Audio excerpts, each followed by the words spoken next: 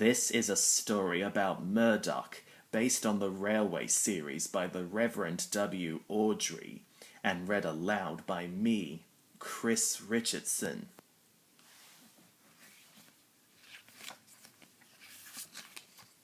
This is a story about Murdoch the tender engine. When he joined my railway, he thought the other engines talked too much, but he soon realized that they weren't that noisy after all. Thomas, Harvey, and Salty love working at Brendam docks. Day and night, day after day, cargo ships arrive at the docks with goods from all over the world. This keeps the engines very busy, but sometimes after working very hard all day, they are so tired that their axles ache. One day, the Fat Controller decided to bring in a new tender engine to help. The new engine was long, and he had 10 wheels.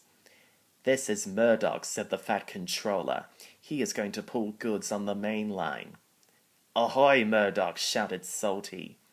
"Welcome, Murdoch," called Harvey. "You're the biggest engine I've ever seen," cried Thomas. "You're a chatty lot," said Murdoch quietly.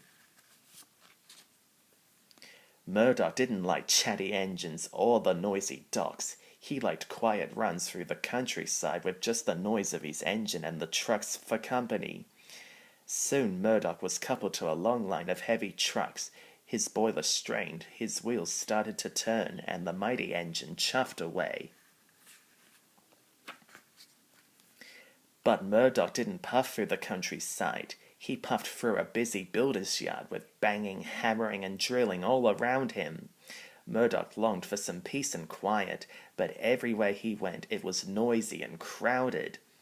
At the end of the day, Murdoch was looking forward to a good night's rest. But when he got back to the engine shed, Salty and Harvey were full of questions. "What's the longest train you've ever pulled?" asked Harvey. "Have you ever worked in France?" added Salty. "Please," chuffed Murdoch, "I want some peace and quiet. I don't want to share a shed with chatterboxes." "No need to be rude," huffed Harvey. "We're only being friendly," steamed Salty. The next morning, Murdoch collected another long, heavy train. This time he chuffed into the beautiful countryside. It was splendid. All Murdoch could hear was the gentle rumbling of his wheels and the soothing puffing of his engine. At last he had some peace and quiet. But suddenly Murdoch's driver applied the brakes and he screeched to a halt.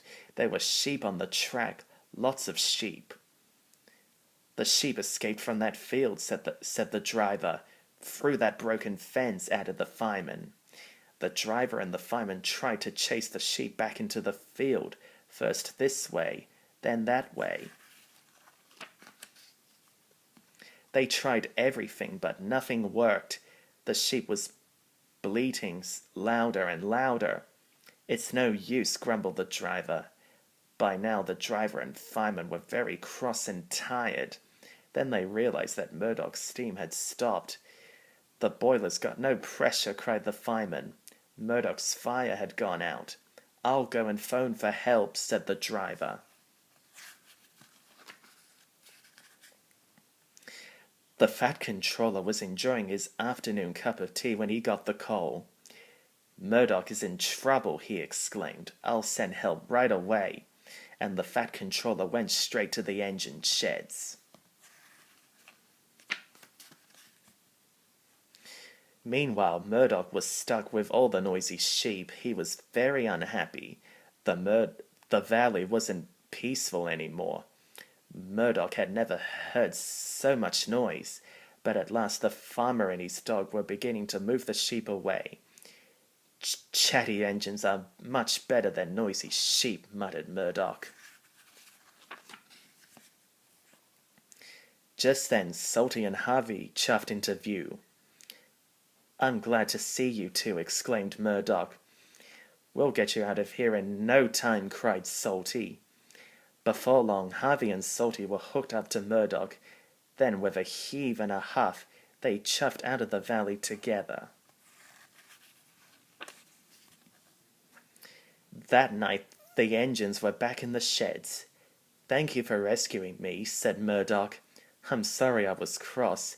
I'm pleased to share a shed with you." "And we're pleased to have you," replied Harvey. "Ah, we are," added Salty. Murdoch had found his peace and quiet at last.